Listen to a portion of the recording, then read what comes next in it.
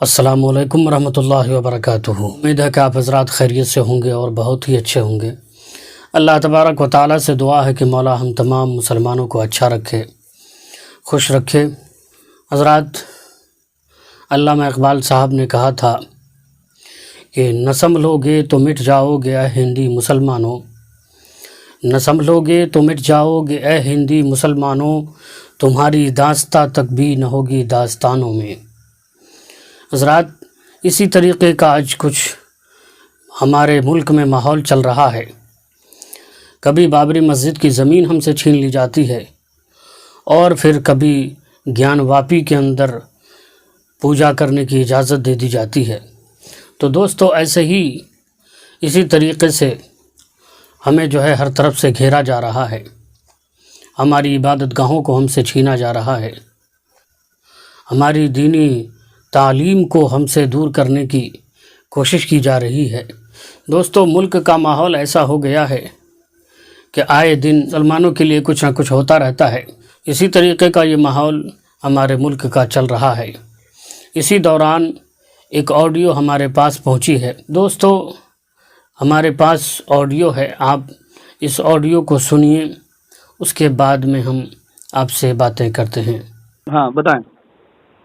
हमने कहा जो मदरसों का रजिस्ट्रेशन होता है, ठीक है, वो एक कानून है, यूपी मदरसा बोर्ड एक्ट ठीक है। 2004, उसी के तहत कानून के तहत जो है मदरसों का रजिस्ट्रेशन होता है। सही है।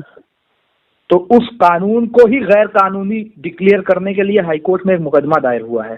अरे अच्छा। तो जब वो कानून गैर कानूनी हो जाएगा तो सारे मदरसे, चूंकि उसी कानून के तहत जो है उनको जो है लीगल तस्लीम किया गया है, अगर वही कानून इल्लीगल हो जाएगा तो फिर सारे मदरसे अपने आप इल्लीगल हो जाएंगे। उसमें पस मंजर क्या बताया, क्यों, मतलब क्या उसमें मतलब वजूहात बताएं गैर कानूनी साबित करने के?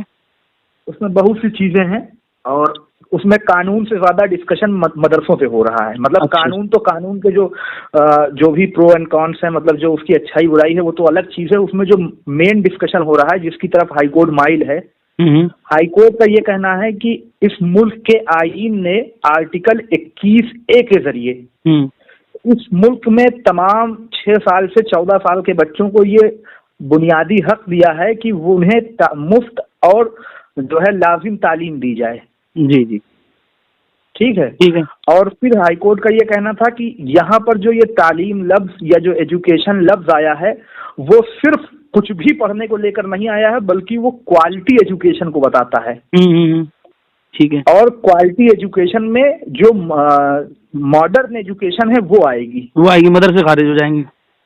तो जब मॉडर्न एजुकेशन आएगी तो फिर कोर्ट ने कहा कि क्या किसी भी शख्स को इस बात की छूट दी जा सकती है कि वो बच्चों से ये बुनियादी हक छीन ले और ये कहकर कि जो है हम तो इनको जो है मजहबी तालीम दे रहे हैं। क्या मजहबी तालीम देने के नाम पर उनके इस बुनियादी हक से उनको महरूम किया जा सकता है? बड़ी लंबी मामला है फिर तो। हाँ, तो हमने इसके लिए कई लोगों से, कई जिम्मेदारों से बात किया। एक तो हमारे यहाँ का वो लड़का सालिम अलवी है जो है, तो हमने कहा उसके भी कुछ रास्ते वगैरह बरेली में थे, तो हमने कहा उन लोगों से बताओ कि इस तरह का मैटर चल रहा है। तो इस पे क्या हो सकता है, ये बताएं, क्या करना चाहिए इस पे? देखिए, इसमें सबसे बड़ा मैटर ये है कि ये 24 जनवरी से कंटिन्यू डेली सुनवाई हो रही है, 2.5 घंटे। अच्छा। बिला नागा रोज स्पेशल कोर्ट बैठती है और रोज सुनती है। अच्छा। अब इसमें ये है कि जैसे जो मेन लोग हैं वो क्या करें कि देखिए, मैटर तो ये है कि ये कानून रद्द होगा, क्योंकि जो जजेस का जो व्यू था, जो जजेस का झुकाव था, जो उनका नजरिया था, वो दौराने मुकदमा जो उनकी गुफ्तगू होती है उससे वाज़ेह हो जाता है। जी जी, बिल्कुल। तो वो उस मुकदमे की सुनवाई के दौरान उन लोगों ने जो बातें कही हैं उससे वाज़ेह है कि वो इस कानून को रद्द करेंगे। और माशाल्लाह, है ना, इस कानून को रद्द करेंगे और मदरसे को जो है वो तो दोस्तों, आपने ऑडियो को सुन लिया।